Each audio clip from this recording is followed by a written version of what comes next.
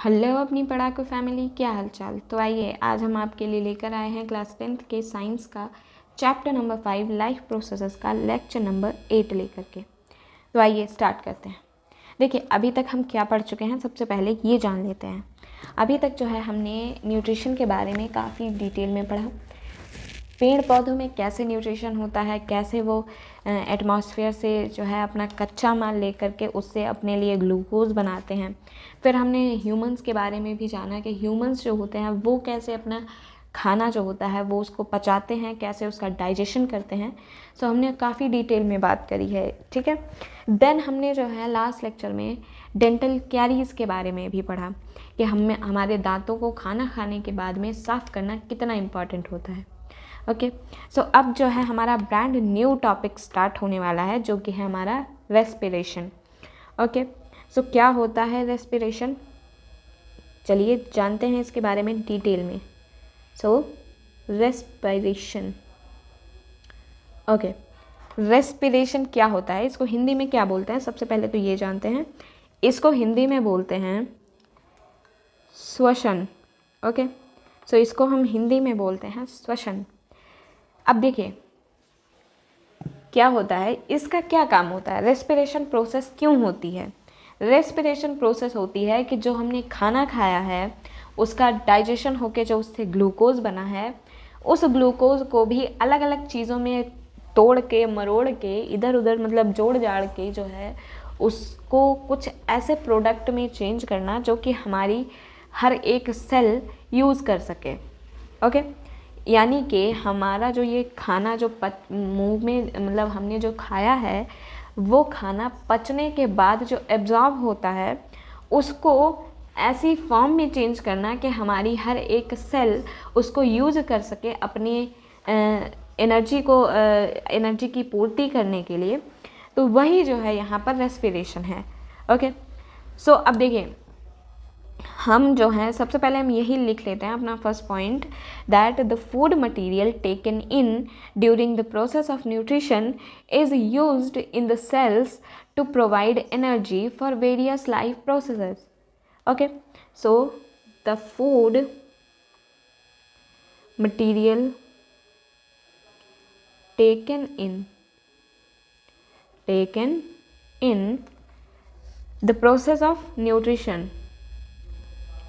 in the process of nutrition is used in the cells to provide energy,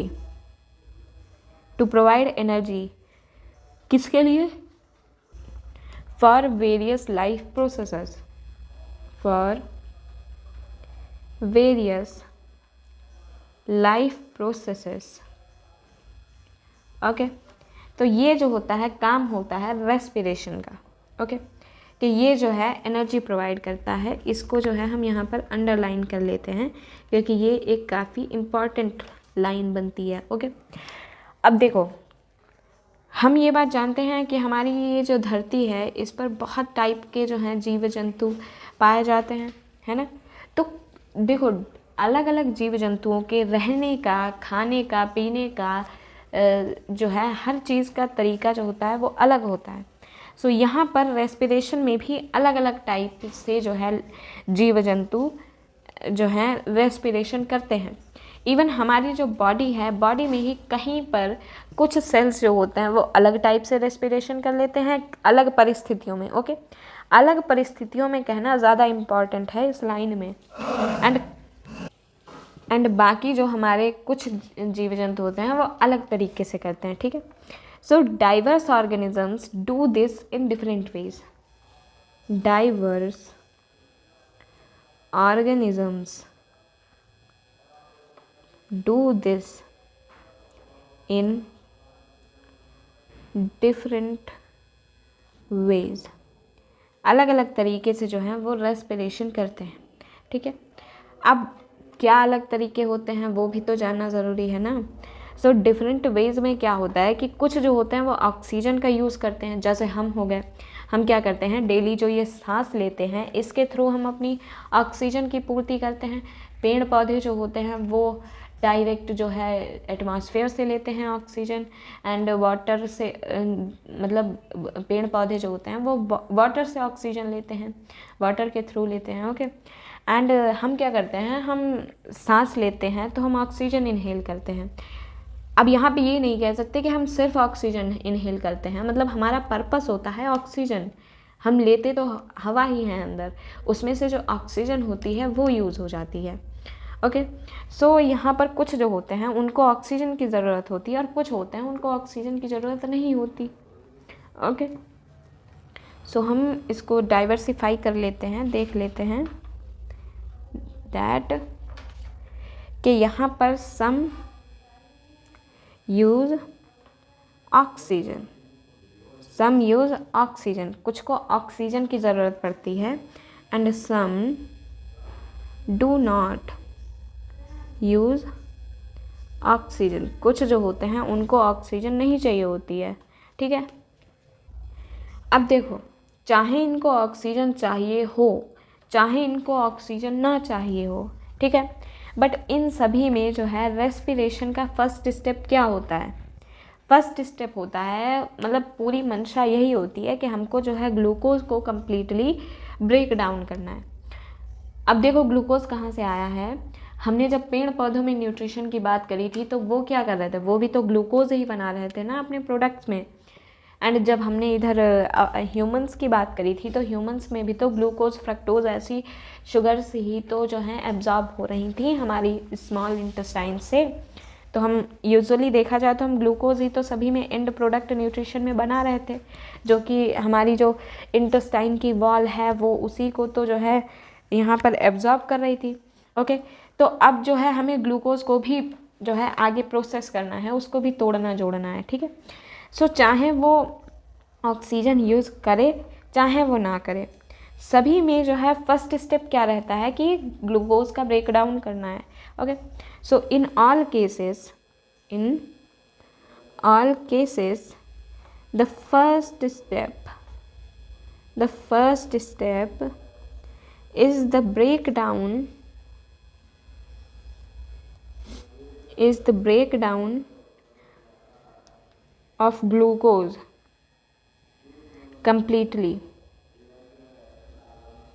okay, यानी कि glucose को जो है तोड़ना ही सबकी मंशा है। ठीक है, अब ग्लूकोज क्या है इसके बारे में भी जो है हम थोड़ी सी ऊपरी जानकारी ले लेते हैं। ग्लूकोज जो होता है ये हमारा 6 कार्बन का मॉलिक्यूल होता है, यानी कि इसमें 6 कार्बन होते हैं। So it is a 6 carbon molecule. Okay, 6 carbon molecule है। इसका फॉर्मूला क्या होता है, C6H12O6, जो कि हमने किस में देखा था, फोटोसिंथेसिस की प्रोसेस में देखा था कि यही चीज़ बन रही थी या नहीं। अगर नहीं देखा है तो आप हमारे पिछले लेक्चर्स देख सकते हैं। ओके, सो ग्लूकोज जो होता है वो एक 6 कार्बन यानी कि 6 कार्बन वाला मॉलिक्यूल होता है, एंड ये जो होता है ये अपने फर्स्ट स्टेप में टूटता है और क्या बनाता है वो हम अभी लिखते हैं। ये जो होता है फर्स्ट स्टेप में टूट करके क्या बनाता है, एक ऐसा मॉलिक्यूल बनाता है जिसमें सिर्फ 3 कार्बन होते हैं और उसको हम क्या बोलते हैं, पायरुवेट। ओके, सो 3 कार्बन मॉलिक्यूल कॉल्ड पायरुवेट। सो यहाँ पर जो रेस्पिरेशन होता है उसमें जो फर्स्ट प्रोसेस होती है, फर्स्ट स्टेप होता है, उसमें हम क्या करते हैं, जो हमारी आंतों से, जो हमारी स्मॉल इंटेस्टाइन से ग्लूकोज एब्जॉर्ब होके गया है उसको जो है हम पायरुवेट में चेंज करते हैं।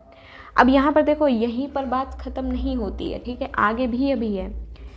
हमने यहाँ पे क्या किया है, ग्लूकोज जो कि 6 कार्बन वाला मॉलिक्यूल था उसको हमने 3 कार्बन वाले मॉलिक्यूल जो कि पायरुवेट है उसमें चेंज कर दिया।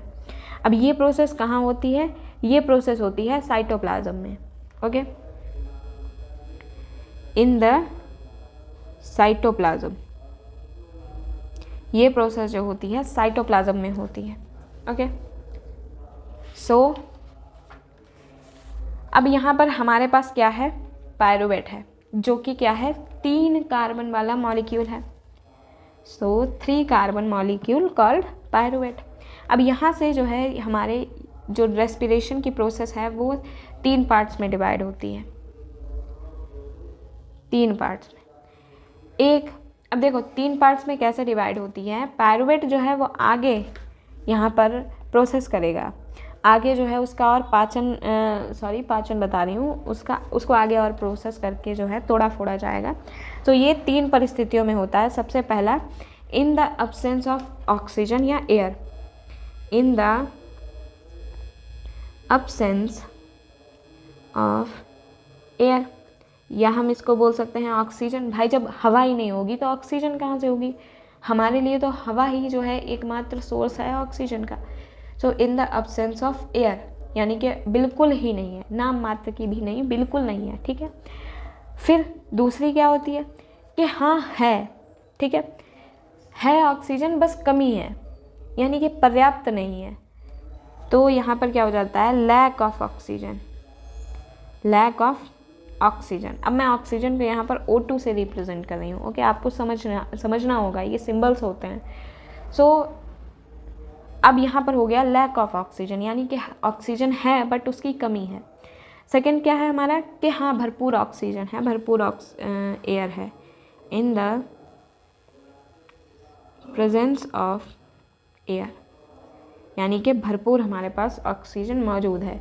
तो ये जो है 3 टाइप आ जाते हैं, जहाँ से आगे जो है हमारा ये पायरूवेट की तोड़ा फोड़ी होगी।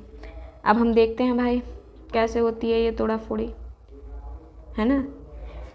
सो देखो, सबसे पहले जो ये अब्सेंस ऑफ ऑक्सीजन वाली बात है, यहाँ पर हमें क्या मिलता है, ये किस में होती है। सबसे पहले तो भाई हम में तो नहीं होती है ना, क्योंकि हम तो ऑक्सीजन ले रहे हैं ना, बराबर हम ऑक्सीजन ले रहे हैं। तो अब्सेंस ऑफ ऑक्सीजन किस में होती है, ईस्ट में होती है। ओके, सो ये होती है इन ईस्ट। ईस्ट क्या है, फंजाई। सो ये ईस्ट में होती है एंड इस प्रोसेस को हम क्या बोलते हैं, फर्मेंटेशन। तो आपसे कोई फर्मेंटेशन पूछे तो आपको क्या बोलना है कि यहाँ पर फर्मेंटेशन जो है वो एक ऐसी रेस्पिरेशन की प्रोसेस है जिसमें हमारे पास ऑक्सीजन नहीं होती है, या हम कह सकते हैं कि फंजाई के पास ऑक्सीजन नहीं होती है। फर्मेंटेशन की प्रोसेस फंजाई करता है, ठीक है। सो ईस्ट जो होता है यहाँ पर फर्मेंटेशन की प्रोसेस करता है, जहाँ पर उसके पास ऑक्सीजन नहीं होती है। अब ये यहाँ पर प्रोडक्ट्स क्या देता है, प्रोडक्ट्स बनते हैं ethanol plus carbon dioxide. Okay, ethanol बनता है एंड कार्बन डाइऑक्साइड बनती है। सो एंड कुछ मात्रा में जो है यहाँ पर एनर्जी निकलती है। तो ये जो है ईस्ट के फर्मेंटेशन की प्रोसेस होती है। इथेनॉल वही हमारा एल्कोहल वाला, ठीक है, इसीलिए तो एल्कोहल को बनाने में जो है ईस्ट का प्रयोग किया जाता है, क्योंकि वो इथेनॉल बना देती है फर्मेंटेशन करके। अब यहाँ पर चूँकि यहाँ पर ऑक्सीजन की अब्सेंस है, तो हम इसको क्या बोल देते हैं, हम इसको बोल देते हैं प्रोसेस को anaerobic respiration, anaerobic respiration. Okay, यानी कि यहाँ पर जो हमारा रेस्पिरेशन हुआ है वो एरोबिक, यानी कि एयर की ना प्रेजेंस में हुआ है। सो इसीलिए हमने इसको बोला है एनएरोबिक। ओके, अब हम बात करते हैं लैक ऑफ ऑक्सीजन की, यानी कि ऑक्सीजन की कमी है ऑक्सीजन लेकिन कमी है। अब ये प्रोसेस कहाँ पर होती है, ये प्रोसेस होती है हमारी मसल्स में। जो हमारी मसल्स होती हैं, जैसे हमारे घुटने हो गए, तो ये कब होती है, जैसे जब हमने कोई एक्सरसाइज करी है या हमने बहुत ही रनिंग वगैरह करी है एंड हमको जो है बहुत ही तेज़ सप्लाई चाहिए है मसल्स में ऑक्सीजन के लिए, ठीक है, बट उतनी तेज़ी से हमारे मसल्स को जो है ऑक्सीजन नहीं मिल पा रही है। तो जो है भाई हम ऑक्सीजन ले रहे हैं नोज़ के थ्रू एंड मसल्स हमारे जो हमारा जो घुटना है वो नीचे है। सो उसको जो है पूरा प्रोसेस होके जो है ट्रैवल होने में टाइम लगेगा थोड़ा, तो उसको जो है प्रॉपर ऑक्सीजन नहीं मिल पा रही। सो यहाँ पर जो है ये लैक ऑफ ऑक्सीजन वाली प्रोसेस होती है। सो ये कहाँ होती है, ये हमारी मसल्स में होती है। So we can say that in our muscles due to lack of oxygen. ठीक है, अब क्या होता है, इसमें क्या प्रोडक्ट्स बनते हैं, इसमें बनता है लैक्टिक एसिड और कुछ एनर्जी। तो इसमें बनता है लैक्टिक एसिड प्लस कुछ एनर्जी। ओके, ध्यान रहे यहाँ पर भी कुछ एनर्जी बन रही है, यहाँ पर भी कुछ मात्रा में ही एनर्जी बन रही है। अब ये लैक्टिक एसिड जो होता है ये भी एक 3 कार्बन वाला ही मॉलिक्यूल होता है। ठीक है, 3 कार्बन मॉलिक्यूल, ये भी एक 3 कार्बन वाला ही मॉलिक्यूल होता है। अब ये तो हो गई हमारी लैक ऑफ ऑक्सीजन की बात। अब हम आते हैं अपनी बात पे, जो कि है in the presence of air, यानी कि ऑक्सीजन की भरपूर सप्लाई है। तो अब इसमें क्या होता है, ये हमारा प्रेजेंस ऑफ एयर में हो रहा है। ठीक है, अब इसमें क्या होता है, देखो यहाँ पर हमारे पास क्या है, 3 कार्बन मॉलिक्यूल, 3 कार्बन वाला मॉलिक्यूल पायरुवेट है हमारे पास, यानी कि उसमें के एक मॉलिक्यूल में 3 कार्बन है। अब यहाँ पर जो हमारा ये in the presence of air होता है, इसको हम बोलते हैं कंप्लीट रेस्पिरेशन। कंप्लीट रेस्पिरेशन, क्योंकि इसमें हमारे एंड प्रोडक्ट्स क्या बन रहे होते हैं, इनमें हमारे एंड प्रोडक्ट्स बन रहे होते हैं carbon dioxide plus water plus ढेर सारी एनर्जी। ओके, सो यहाँ पर अब देखो कार्बन डाइऑक्साइड का फॉर्मूला क्या होता है, CO2। यहाँ पर है 1 कार्बन, बट ये जिससे बन रहा है उसमें कितने हैं, 3 कार्बन। सो यहाँ पर अब C3O2 तो नहीं हो जाएगा। सो यहाँ पर क्या होता है कि हमें 3 मॉलिक्यूल्स ऑफ CO2 मिलते हैं। सो यहाँ पर मिलते हैं 3 मॉलिक्यूल्स ऑफ CO2 प्लस हमें क्या मिलता है, वाटर मिलता है, प्लस हमें मिलती है ढेर सारी एनर्जी। ओके, ढेर सारी एनर्जी। अब यहाँ पर ये वाला पॉइंट लिखना काफ़ी इम्पॉर्टेंट है। सबसे पहले तो मैं ये लिखती हूँ कि यहाँ पर जो है एयर की प्रेजेंस में हुआ है, तो एयर मौजूद है, तो हम इसको क्या बोलते हैं, aerobic respiration. Aerobic respiration. Okay भाई, एक हो गया हमारा एनएरोबिक, एक हो गया एरोबिक। ये तो बीच का ठहरा, इसमें ऑक्सीजन है भी और कमी भी है, तो उसको थोड़ी ना लिख सकते हैं। अब यहाँ पर एक नोट डालना ज़रूरी है। ठीक है, नोट लिख लेते हैं, क्या कि एनर्जी जो हमारी एरोबिक में बनती है वो काफ़ी ज़्यादा होती है एनएरोबिक से। So energy released in aerobic respiration, energy released in aerobic respiration is a lot greater than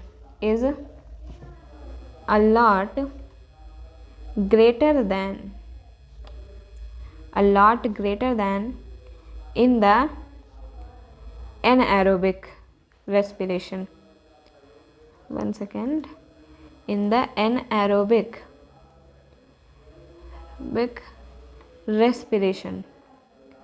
सो यहाँ पर जो है एरोबिक वाला ज़्यादा एनर्जी निकाल रहा है एनएरोबिक वाले से।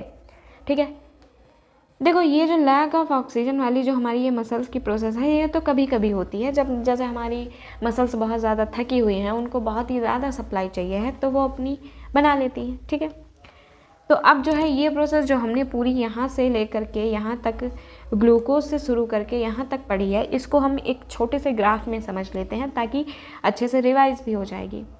ओके, सो सबसे पहले एक मस्त सा कलर लेते हैं। या सबसे पहले हमने क्या पढ़ा था, कहाँ से शुरुआत करी थी, हमारे पास शुरुआत में था ग्लूकोज, है ना।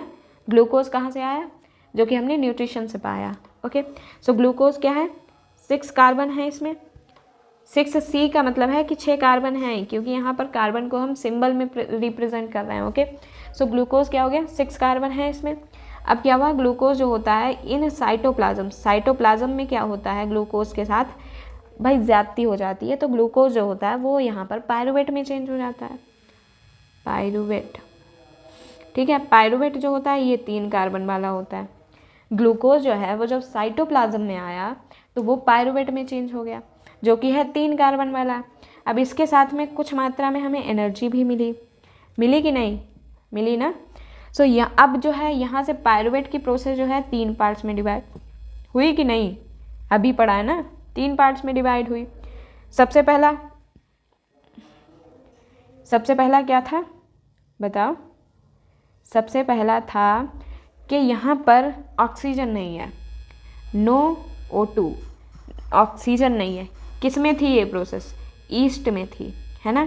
फिर दूसरी प्रोसेस क्या थी कि लैक ऑफ ऑक्सीजन है, लैक ऑफ ऑक्सीजन है। किस में होती है? हमारी मसल सेल्स में होती है, मसल सेल्स में। ऐसे जब हम ग्राफ्स बना के पढ़ते हैं तो हमें चीज़ें जल्दी याद होती हैं, अच्छे से याद होती हैं। ओके, अब जब ये पायरुवेट 3 हमारी जो प्रोसेसेस हैं, एक में नहीं ऑक्सीजन है, एक में कमी है, एक में प्रॉपर ऑक्सीजन है, ये किस में होता है? माइटोकॉन्ड्रिया में। माइटोकॉन्ड्रिया भाई, जो ऑक्सीजन वाली प्रोसेस है उससे तो एनर्जी हम माइटोकॉन्ड्रिया में ही निकालेंगे ना, जो सेल में होती है।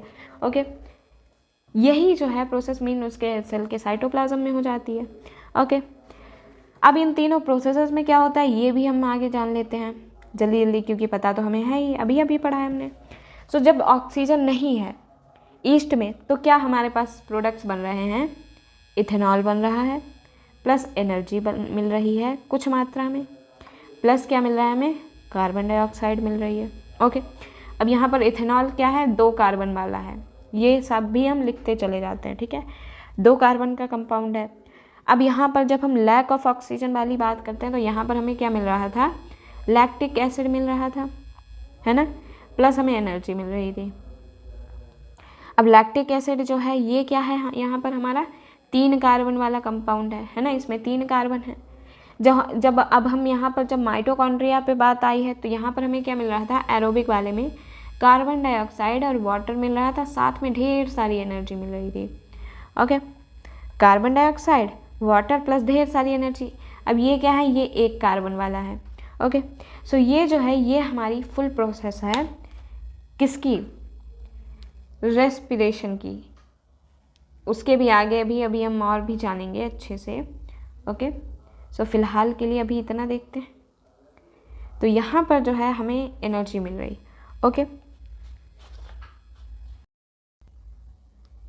अब यहाँ पर जो है हम ये नहीं बोल सकते हैं ना कि हमारी जो ये एनर्जी यहाँ पर मिली है ये एकदम करंट की तरह थोड़ी थोड़ी हर सेल में भेज दी जाएगी, ऐसा तो नहीं है ना। हर सेल की अपनी अलग प्रोसेस है। तो ये जो एनर्जी हमें सेलुलर रेस्पिरेशन यानी कि सेल के अंदर हुए रेस्पिरेशन से मिली है, इसके नीचे हम लिख देते हैं दिस इज सेलुलर रेस्पिरेशन। सो हमें जो भी ये एनर्जी सेलुलर रेस्पिरेशन के थ्रू मिली है, ये इसका क्या होता है कि इसको हम इमीडिएटली कन्वर्ट कर लेते हैं एटीपी में। अब एटीपी का नाम तो सबने सुना होगा जिसने भी रेस्पिरेशन थोड़ा बहुत भी पढ़ा है। ओके, सो हम अपना सबसे पहले ये वाला पॉइंट नोट करते हैं, फिर आगे बात करते हैं कि ये एटीपी क्या होता है, कैसे चेंज होती है, वो बाद में देखते हैं। सो सबसे पहले यही लिखते हैं that energy released during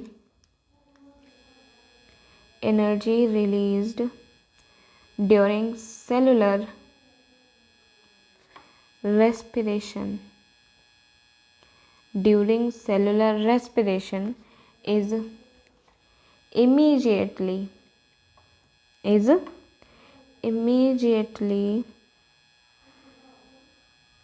used to synthesize a molecule called ATP। हम जो हैं उसको ATP बनाने में तुरंत ही यूज़ कर लेते हैं। ओके, अब ATP क्या करता है? ATP जो होता है ये फिर बाकी जो सेल में जो बाकी प्रोसेसेस होती हैं, भाई सेल में उसका रेप्लिकेशन भी होता है, बहुत सारी प्रोसेसेस होती हैं। सो सेल की जो अदर प्रोसेसेस होती हैं उनको ये फ्यूल करता है, उनको ये एनर्जी प्रोवाइड कराता है। ओके, सो ATP क्या करता है? Fuel all other activities in cell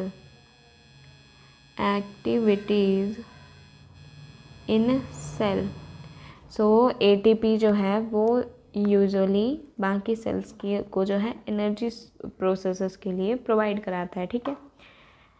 अब क्या होता है कि ये एटीपी हम बना तो लेते हैं, लेकिन इसको भी आगे हमें तोड़ना पड़ता है ताकि एनर्जी मिल सके। अब भाई हमने केमिस्ट्री में पढ़ा था कि एनर्जी कैसे रिलीज़ होती है, जब हम कोई बॉन्ड को तोड़ते या जोड़ते हैं, है ना। एंड हमारी बॉडी में भी जो है फुल टास्क केमिस्ट्री हो रही है ना। सो यहाँ पर जो एटीपी है इसके लिए भी क्या है, that it is broken down. So ATP is broken down giving rise to a fixed amount of energy। अब भाई हर रिएक्शन में एक फिक्स अमाउंट होता है ना एनर्जी का, वही तो रिलीज़ होता है। अब ऐसा तो नहीं है ना कि अलग अलग एटीपीज़ को तोड़ेंगे तो अलग अलग एनर्जी निकलेगी, फिर तो सारा सिस्टम ही गड़बड़ा जाएगा ना। हर चीज़ फिक्स होना ज़रूरी है। ओके, अब यहाँ से जो ये एनर्जी निकली होती है ये सेल्स की उन रिएक्शंस में काम आती है जो कि एंडोथर्मिक होती हैं। एंडोथर्मिक का मतलब कि जिनको अपने होने के लिए एनर्जी की ज़रूरत पड़ती है, यानी कि वो एनर्जी खाती हैं तब वो आगे काम करती हैं। Okay, so this energy can drive the endothermic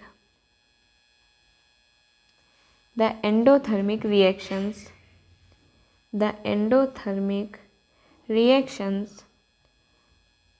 taking place in the cell।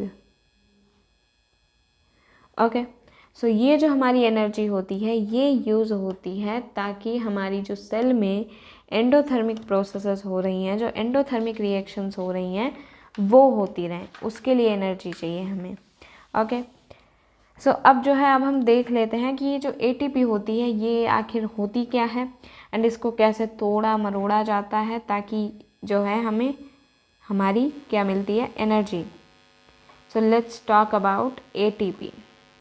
Okay, so let's go. सबसे इम्पॉर्टेंट बात, एटीपी जो होती है इसको हम क्या बोलते हैं, इसका बहुत ही फेमस नाम है, इसको बोलते हैं एनर्जी करेंसी। करेंसी का मतलब जो हमारे पास ये नोट वगैरह होते हैं, जो हमारे पास ये सिक्के वगैरह होते हैं, बेसिकली मुद्रा, हिंदी में बोलते हैं मुद्रा। सो एटीपी जो होती है वो एनर्जी करेंसी होती है फॉर सेलुलर प्रोसेसेस। इसका मतलब है कि इतने एटीपी लो, यानी कि उससे अपनी एनर्जी बना लेना, इतने एटीपी लो और ये मेरा काम करके जाओ, ठीक है। So ATP is basically nothing but energy currency for cellular processes। जो सेल की डिफरेंट प्रोसेसेस होती हैं उनके लिए जो एटीपी है वो एक एनर्जी करेंसी का काम करता है। ओके, अब यहाँ पर भी वही बात आती है ना कि इसको बनाने के लिए क्या यूज़ होता है। इसको बनाने के लिए वही एनर्जी यूज़ होती है जो कि हमने अभी रेस्पिरेशन के थ्रू पाई थी। कहाँ पर, जो हमने यहाँ ये जो एनर्जी निकली है, ये जो एनर्जी निकली है, ये निकली है, यही एनर्जी जो है हम यहाँ पर जो है एटीपी बनाने के लिए यूज़ कर रहे हैं। सो क्या है, that energy released, energy once again, energy released during the process of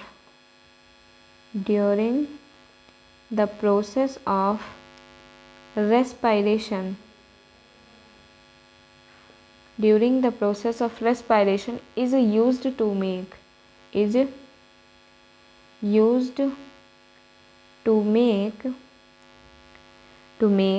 an ATP molecule। तो ATP के मॉलिक्यूल को बनाने के लिए हम वहीं से एनर्जी ले लेते हैं, ठीक है। अब ये ATP मॉलिक्यूल बनता काहे से है, तो इसको बनाने के लिए हम क्या यूज़ करते हैं, इसको बनाने के लिए हम यूज़ करते हैं ADP और inorganic phosphate from ADP and inorganic phosphate, इन चीज़ों की ज़रूरत पड़ती है तब जो है हम ATP का मॉलिक्यूल बनाते हैं। ठीक है, अब ATP की सबसे पहले हम जानते हैं फुल फॉर्म क्या होती है, तब तो हम ADP के बारे में जानेंगे। ATP की फुल फॉर्म होती है एडिनोसिन ट्राइफॉस्फेट। एडिनोसिन ट्राइफॉस्फेट, इसका मतलब है कि यहाँ पर ट्राई वर्ड है, यानी कि इसमें 3 फॉस्फेट के मॉलिक्यूल्स मौजूद हैं। ATP में 3 फॉस्फेट के मॉलिक्यूल्स मौजूद हैं। और यहाँ पर जो ADP है, ADP की फुल फॉर्म क्या होती है, एडिनोसिन डाइफॉस्फेट। Adenosine diphosphate. अब यहाँ पर जो हमारा ये डाई वर्ड है, इससे हमें समझ आ रहा है कि इसमें जो है फॉस्फेट के सिर्फ 2 मॉलिक्यूल्स हैं और चाहिए हमें 3 मॉलिक्यूल्स हैं। तो हम क्या करते हैं, एक इनऑर्गेनिक फॉस्फेट को इसमें ऐड कर देते हैं, जिससे हमें क्या मिल जाता है, ATP मिल जाता है। ओके, सो इसकी फाइनल रिएक्शन जो होती है वो कुछ इस तरीके से होती है। हमारे पास ADP होता है, इसमें हम क्या करते हैं, ऐड कर देते हैं P को, जो कि क्या है, इनऑर्गेनिक फॉस्फेट है। और इस पर जो है हम थोड़ा सा एनर्जी का काम लेते हैं और क्या हो जाता है, हमारा यहाँ पर ADP जो होता है ये फॉस्फेट के साथ एक बॉन्ड बना लेता है। बॉन्ड को हम थोड़ा ऐसे दिखाते हैं, या सो ADP जो होता है वो फॉस्फेट के साथ बॉन्ड बना लेता है, तो यहाँ पर 3 फॉस्फेट हो जाते हैं और इसी को जो है हम ATP बोलते हैं। ओके, सो यहाँ पर जो है हमें ATP मिल जाता है। अब हम यहाँ पर लिख लेते हैं कि यहाँ पर जो हमारा ये P है ये क्या है, यहाँ पर इनऑर्गेनिक फॉस्फेट है। Okay, so this is the process of making an ATP। Okay, अब देखो यहाँ पर तो हमने ATP बना लिया। अब ATP बनाने से हमें एनर्जी कैसे मिलती है ये भी तो देखना है। अब हमने क्या पढ़ा था केमिस्ट्री में कि बॉन्ड जब बनता है या टूटता है तब हमें एनर्जी मिलती है ना। सो यहाँ पर जो ये ADP एंड फॉस्फेट के बीच में जो ये बॉन्ड बना है, यही बॉन्ड जब फिर से टूटता है तो यही हमें एनर्जी ज़्यादा मात्रा में देता है। भाई जिस एनर्जी को यूज करके हमने इसको बनाया है ये हमें उससे कहीं ज़्यादा एनर्जी प्रोवाइड करा देता है। सो इसीलिए ये प्रोसेस होती है, इसको हम कह सकते हैं ना कि ये एकदम डबल सा काम करवा रहे हैं, बट वहाँ पर हमें एनर्जी भी तो ज़्यादा मिल रही ना, इसलिए। So breaking off this linkage releases energy. So breaking off this linkage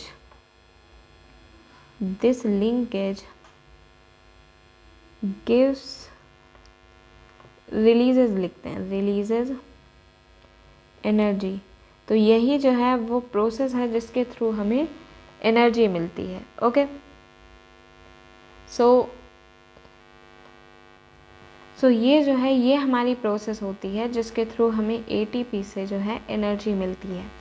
so अब यहाँ पर जो है हमें एनर्जी मिल रही है। ओके, अब देखिए हमने ऊपर क्या बात करी थी, हमने ऊपर बात करी थी ऑक्सीजन की सप्लाई के बारे में, और हमने यहाँ पर देखा है कि हर चीज़ में, हर रिएक्शन में जो है यहाँ पर CO2 बन रहा है, यहाँ पर भी बन रहा है, बस यहाँ पे नहीं बन रहा है तो उसको हम हटा देते हैं। बट यहाँ पर जो है CO2 बन रहा है, अब CO2 को हमें बाहर भी तो निकालना है क्योंकि हम तो ऑक्सीजन यूज़ कर रहे हैं। हमने ऑक्सीजन यूज़ कर ली, CO2 तो हमारे किसी काम की नहीं है, उसको तो किसी रिएक्शन में भी नहीं यूज़ होना है। सो CO2 जो है वो हमारे लिए एक हार्मफुल प्रोडक्ट है, हमें उसको निकालना है एंड ऑक्सीजन को हमें अंदर ले जाना है। सो ये जो CO2 को निकालना और ऑक्सीजन को अंदर ले जाने का काम होता है ये डिफ्यूज़न के थ्रू होता है।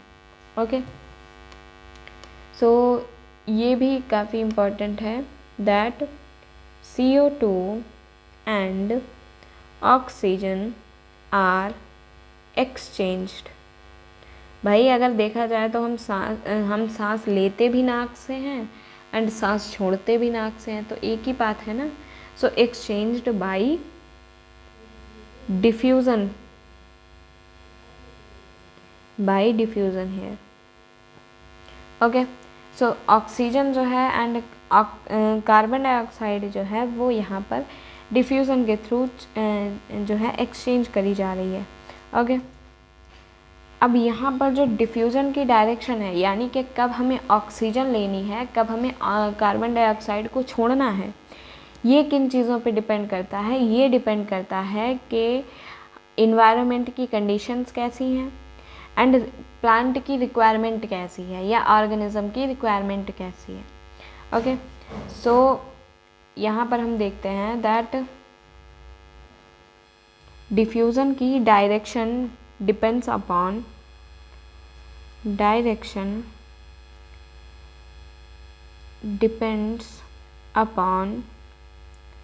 depends upon the environmental conditions,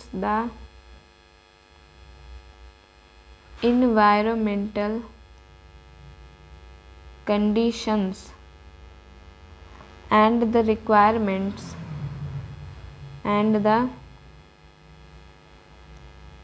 requirements of the plant. मैंने यहाँ पर प्लांट इसलिए लिखा है क्योंकि हमें तो proper oxygen and carbon dioxide का जो प्रोसेस है वो तो करते ही रहना है ना। हमारे लिए ये थोड़ी ना वो है कि हम इन्वायरमेंट की कंडीशन देखें या ज़रूरत देखें, हमें तो प्रॉपर ज़रूरत है ही। इन्वायरमेंट की कंडीशन कैसी भी हो, हमें ऑक्सीजन लेनी है, कार्बन डाइऑक्साइड निकालनी है हर ब्रीद के साथ। सो दैट इज़ वाई मैंने यहाँ पर जो है प्लांट्स को यहाँ पर स्पेसिफाई किया है। ठीक है, अब एनिमल्स जो होते हैं इन चीज़ों के लिए डिफरेंट ऑर्गन्स जो होते हैं वो बनाते हैं। जैसे हम जो ह्यूमंस हैं, हमें कौन सा ऑर्गन है? लंग्स जो होते हैं वो ऑक्सीजन और कार्बन डाइऑक्साइड को के डिफ्यूज़न को देखते हैं हमारे बॉडी में, क्योंकि नाक से जो हम ऑक्सीजन ले रहे हैं, कार्बन डाइऑक्साइड छोड़ रहे हैं, वो तो हमारी प्रोसेस हो रही है प्रेशर के थ्रू एंड बट जो एल्वेलाई से सेल्स के थ्रू या ब्लड में से जो ऑक्सीजन और कार्बन डाइऑक्साइड का अपटेक इनटेक होता है वो जो होता है वो यहाँ पर ऑर्गन्स के थ्रू होता है, जो कि है लंग्स। सो हम अपना नेक्स्ट पॉइंट ये भी लिख लेते हैं दैट एनिमल्स हैव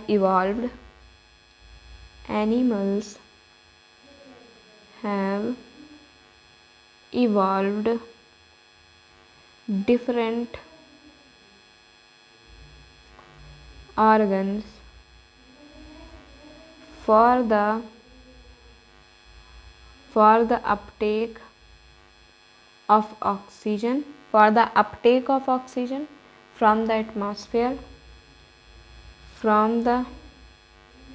atmosphere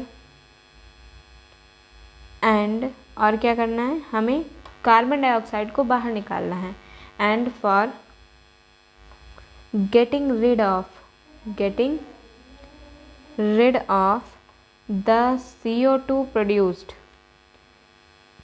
जो सभी प्रोसेसेस के थ्रू जो CO2 बनी है उससे हमें छुटकारा भी तो पाना है। अब देखो, ये जो रही बात ऑक्सीजन को लेने की, तो यहाँ पर भी जो हमारे ऑर्गेनिजम्स होते हैं वो भी तो 2 टाइप्स के हो जाते हैं। एक होते हैं हमारे टेरेस्ट्रियल, है ना, 1 सेकेंड, टेरेस्ट्रियल होते हैं, है ना, जो कि ज़मीन पे रहते हैं, और एक होते हैं एक्वेटिक एनिमल्स जो कि पानी में रहते हैं, है ना। सो दोनों के ही जो है ऑक्सीजन को लेने की प्रोसेस थोड़ी डिफरेंट होती है। जो टेरेस्ट्रियल एनिमल्स होते हैं उनका क्या होता है, 1 सेकेंड, अब जो देखो टेरेस्ट्रियल एनिमल्स होते हैं इनको क्या है, इनको ज़मीन पे ही रहना है, तो ये जितनी चाहे जो है एयर ले सकते हैं, जितनी भी चाहे ऑक्सीजन ले सकते हैं। सो इनका क्या होता है, can breathe the oxygen in the atmosphere. Direct जो है ये एटमॉस्फेयर यानी कि हवा से जो है डायरेक्ट खींच लेते हैं। बट एक्वेटिक जो एनिमल्स होते हैं उनको क्या करना होता है, वो वही ऑक्सीजन यूज़ कर सकते हैं जो कि उस पानी में डिज़ोल्व होगी, जो कि जिस वाटर बॉडी में वो रह रहे हैं उस वाटर बॉडी के अंदर जो जितनी भी मात्रा उसकी ऑक्सीजन की डिज़ोल्व होगी वो उसी को यूज़ कर पाएंगे, वो बाहर हवा से ऑक्सीजन नहीं ले सकते। Okay, so they can use the oxygen dissolved in water, सो वो सिर्फ वही यूज़ कर सकते हैं जो कि वाटर के अंदर डिज़ोल्व है। अब हम यहाँ पर कह सकते हैं कि जो वाटर में भाई डिज़ोल्व है वो काफ़ी कम है ना मात्रा में, क्योंकि ऑक्सीजन की जो डिज़ोल्व होने की क्षमता होती है पानी के अंदर वो काफ़ी कम होती है। So fairly low in comparison to the oxygen in the air, so fairly low compare to the oxygen in the air, तो हवा के कंपैरिजन में तो पानी में बहुत ही कम होती है ना ऑक्सीजन। सो जो एक्वेटिक एनिमल्स होते हैं उनको काफ़ी कम ऑक्सीजन मिलती है अपनी ब्रीदिंग प्रोसेस के लिए, वहीं जबकि ये जो होते हैं इनको अनलिमिटेड ऑक्सीजन मिलती है, ये अपना जितनी चाहें यूज़ कर सकते हैं। So get a lot of oxygen to use directly from the environment. So ये जो होते हैं ये अपने वातावरण से डायरेक्ट खींच लेते हैं, बट इनके आगे मजबूरी होती है कि इनको जो है वही लेनी है जो कि पानी में डिज़ोल्व हो, और पानी में डिज़ोल्व होना मतलब सारी तो नहीं हो सकती, बहुत कम होती है, तो इनको उसी से गुजारा करना पड़ता है। ओके, सो आज का लेक्चर यहीं तक रखते हैं। बाकी जो है रेस्पिरेशन के बारे में जो भी बचे खुचे हमारे टॉपिक्स हैं वो हम नेक्स्ट लेक्चर में कवर कर रहे होंगे। ओके, सो अगर आपने अभी तक यहाँ तक वीडियो देख लिया so thank you very much for watching this video, and अगर आपको ये वीडियो ज़रा भी इंटरेस्टिंग एंड इन्फॉर्मेटिव लगा है तो प्लीज़ लाइक ज़रूर करें, शेयर ज़रूर करें, एंड हमारे चैनल को सब्सक्राइब ज़रूर करें। Thank you very much. Okay, मिलते हैं नेक्स्ट लेक्चर के साथ जिसमें हम ढेर सारी बातें करेंगे अपने टॉपिक रेस्पिरेशन के बारे में। ओके, तब तक के लिए बाय।